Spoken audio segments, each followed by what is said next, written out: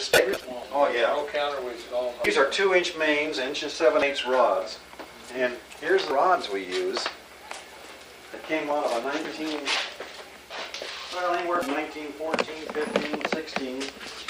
But see, there's a hand machine rod, and they come with a brass backing. And when we found out about it, the bore was 1 7/8. The rod size was 1 7/8. We didn't have to do anything to them. Just you have to offset them. Offset the number 1 and number 4 because of the throws on the Ford crank are farther out than the throws on the Chevy crank. So we had to shift this insert over. Take it off from here and put it over here. Right. And here's what you run across. Here's what you run into is like this one apart. And I'm going to have these all sized. But what you do is you move the things over, and then in order to keep the bearing from spinning, you use 1/8 bronze brass rivets. Yeah. Rivets? Yeah, rivet. That's what they did, was rivet. Here's you can see it on, somebody milled these off, but actually we used to leave the rivets sticking up, but that keeps the bearing from spinning in the rod. But those, well, I can show you here. On the back of these things, there's a date here of 7/1918. What kind of an airplane was that out of? A Jenny. That was a Ford, wasn't it? The old Jenny. Here's looks like about 2/1918 on that one. And then there's one here. But you can't go too much by this because this is entirely different. They've drilled holes and run the babbitt down into the holes on this bronze backing. But this is October the 27th, 1903.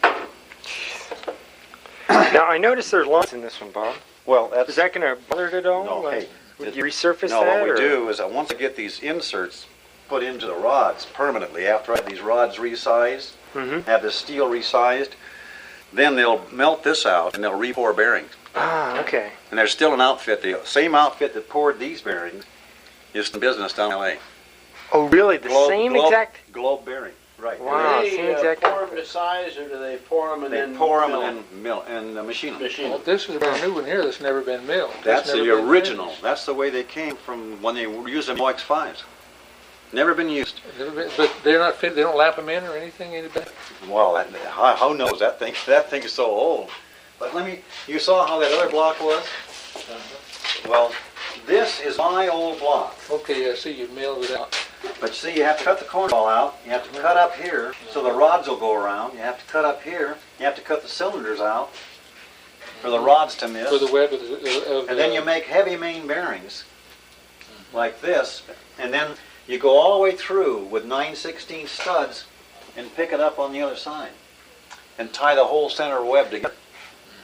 That's out of his original race car. This is the one we turned 135 in. This is an engine that they built. The reason not using this one is he dropped a piston and broke the front cylinder and put a sleeve in. I don't want to start with a sleeved engine. And the sleeve's not too good anyway. Well, he's both the front and second cylinder. That's why I don't want to use that block. So they went into the water jacket? Yeah. But I want to just start over again. But see, we have to drill in, because your old Chevy was just nothing but splash. What we do is we drill in and come in with a tube. So you can pressure it out. Pressure mains, pressure the cam on the other side, and you got full pressure to the rods and the mains. But it's so much work to try to get everything lined up. And on my block, we didn't go through with. We only went through with one on the front because you got a slope on the block here. But we'll put a cast iron piece on here and go through with both of them on that block there, so you can tie the whole thing together. Because we're running 16.5 to 1 compression, and especially with some pop in there, you're putting a hell of a lot of strain on a three main.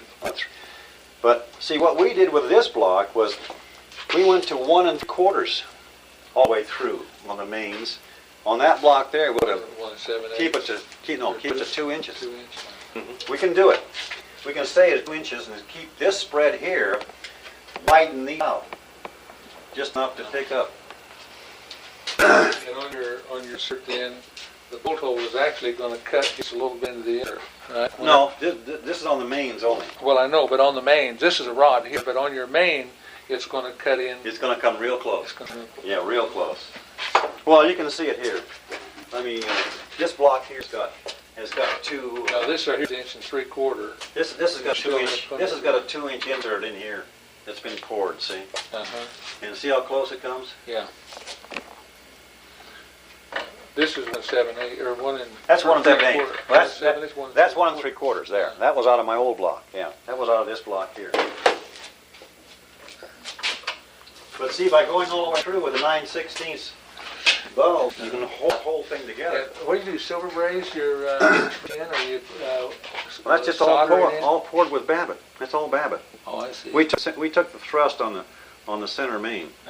Well, it looks like that it's been tinned, Probably. so that would go ahead and Yeah. fuse right to the. Globe is so good at this stuff, and they're still doing the same thing after all these years. They're still doing the same thing. What I'm trying to do is get these rods cleaned up, get all the roughness off of them, and get all the. That's the Jenny rod right there. This is the Jenny rod. That's the way they came with it. Do you know what the material is? No, I don't. But I'll tell you what, if I ran those things, I ran those things, and in fact, this is a rod out of my engine. Never had any rod trouble. Because I have a guy in Bakersfield that could duplicate those rods. But what I'm trying to do is We clean know all the the material. machine marks and the check marks and stuff like that. But this is the way they used to come. They were polished when you got them. Now, Bob, what about the one that Spurgeon sent out? Okay. The reason it's possible if I get into a tight spot, but this is the one that Spurgeon picked up.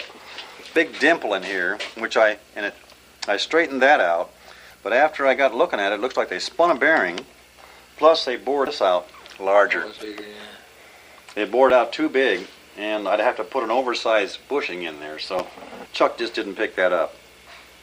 But what they used to do is, this is threaded. They used to put a lock screw in there and then safety wire it through in the old Jennies. They put a safety wire where? Well, Through this hole. Right they'd lock the pin and float them in the pistons and lock the pin in the rod with this lock screw here, okay. and then safety wire the lock screw The lock screw. Okay. so it wouldn't back out. Yeah. Jeez.